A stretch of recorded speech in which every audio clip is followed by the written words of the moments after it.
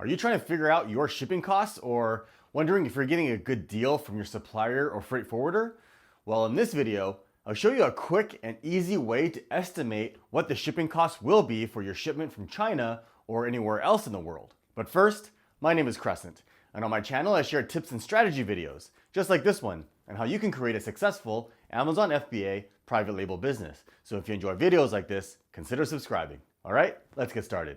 Sometimes while doing product research, we need to figure out what the shipping costs are in order to calculate a more accurate profit margin. But sometimes you don't want to have to go through the hassle of contacting and waiting for quotes from suppliers or freight forwarders because you want to know right away if the product idea is viable or not. So here's a quick and easy method that I use to get an estimate for shipping costs. All right, so let's just say we want to sell this can opener. So if we go onto Amazon, we'll need to get some information from this listing in order to get an estimate for the shipping costs. So the tool that I use to estimate the shipping is on a website called FreightOS.com, and I'll leave a link to this tool in the video description below. So in order to use this tool, you are going to have to sign up and create an account on FreightOS and log in. All right. So what we're going to need is some information for that product to get an estimate for the shipping costs. So if we go back to Amazon, and if you scroll down, you'll notice that on all of the product listings, towards the bottom here, there's going to be a section called the product information, and it gives you the package dimensions and the item weight. So I want to take a note of these because we're going to need this information. So if we go back to FreightOS, you can see that it's going to ask if you want quotes for pallets, boxes, or crates, or in a container. So I'm assuming that we're going to ship smaller cartons, okay? So we're going to choose this pallets, boxes, and crates. And since we haven't contacted any suppliers, we don't know the exact dimensions of the shipping cartons or how many units are going to be inside each carton. So we can't use this specific calculation here, the calculate by boxes and pallet option. We're going to use the calculate by total shipment option here. All right. Now what this option lets us do is it's going to ask us how many units there are or how many cartons there are, and then how many cubic feet the total shipment is, and how many pounds the total shipment is. Now, how do we get that information? Well, that's where we're going to get it from the Amazon product listing. Okay, so the first thing we need is the product dimensions. And you can see here that 1 unit, so 1 can opener, the packaging size is 8.6 inches by 2.6 inches by 2.1 inches. So we need to convert this into cubic feet. And there's a tool to do that as well. And we're going to jump onto FreightOS. They have a CBM calculator, which I'll also leave a link to in the description below. And you can see here that it's going to ask us what the length, width, and height is, and either in metric or imperial. So we're going to choose inches in this case. And we're going to put in 8.6. Let's double check that. 8.6 by 2.6 by 2.1. And you can see that it gave us a total volume of 0.03 cubic feet. Okay, so now if we go back to the shipping calculator, it's asking us what the total cubic feet is. Now that 0.03 is for 1 unit. So let's say, for example, we want to order 500 units. So we need the cubic feet for all 500. So let's go over to Google and let's put in 0.03 cubic feet multiplied by 500 units. So if you're ordering 300, then put 300, for example. And we can see that that's a total of 15 cubic feet. So let's go back to the shipping calculator and we'll put in 15 cubic feet.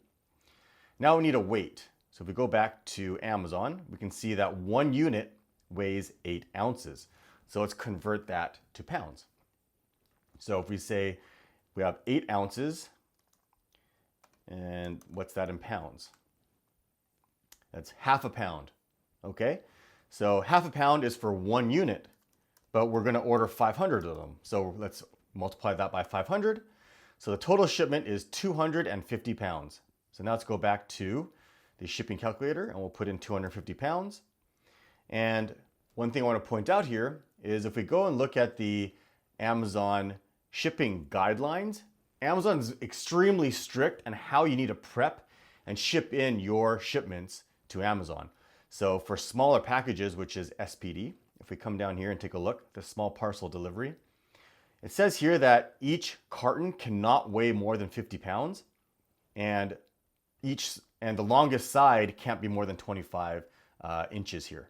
Okay, So since we don't know exactly what the size of each carton is going to be, what we can do is stipulate that each carton is no more than 50 pounds, because if it's more, we are going to incur penalties or delays in the shipment. You can actually see it here. It says, important box weight and dimension policies are strictly enforced.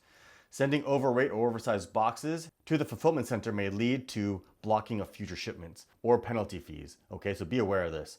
So I bring this up because the maximum weight is 50 pounds. So if we come over here to the shipping calculator again, we know the total shipment is going to weigh 250 pounds.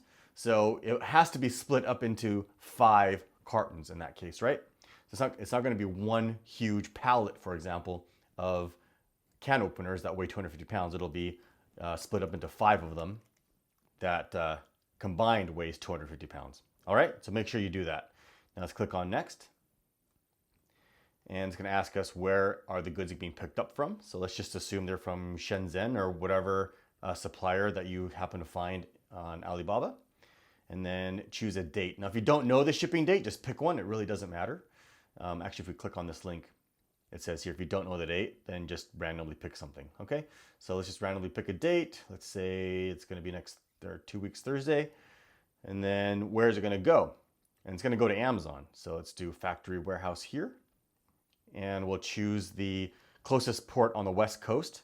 And that'll be Los Angeles. Click next.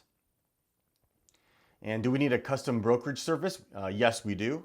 And then do we need a bond? Yes, we do.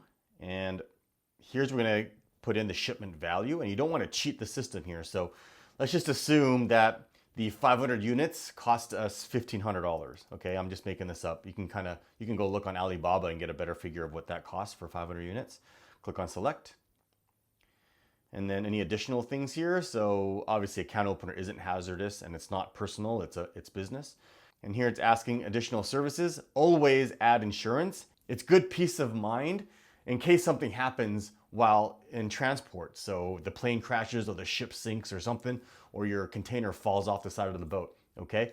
For a $1,500 value shipment, it's only like $20 or $30 to add insurance, okay? So it's a good peace of mind to add that. So always add insurance. So click on search.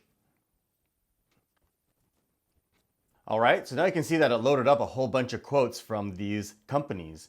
And you can see that it's a door-to-door service, so DDP. So directly from the supplier to the warehouse in the US. Okay, so it's for 5 units and the total shipment is 15 cubic feet for 250 pounds total. And it has a value of $1,500, okay?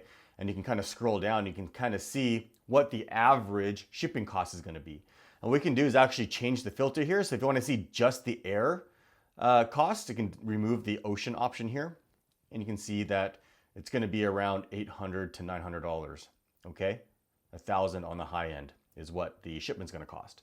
Now, if you want to see what ocean's going to be, you can remove air and click on the ocean option. And you can see it's slightly cheaper, about $100, $150 cheaper. Okay, so that's a great way to get an estimate of what your shipping is going to be without having to go through the hassle of contacting the suppliers first or talking to a freight forwarder. Another quick way to estimate the cost, which I've talked about in my other shipping videos, which I'll also leave links to in the video description below if you want to learn more about it, is that typically air shipping costs around $5 per kilogram. Okay, so if we do some quick math here, we said that the shipment is 250 pounds, right? So if we convert the 250 pounds to kilograms, you can see that it's 113 kilograms.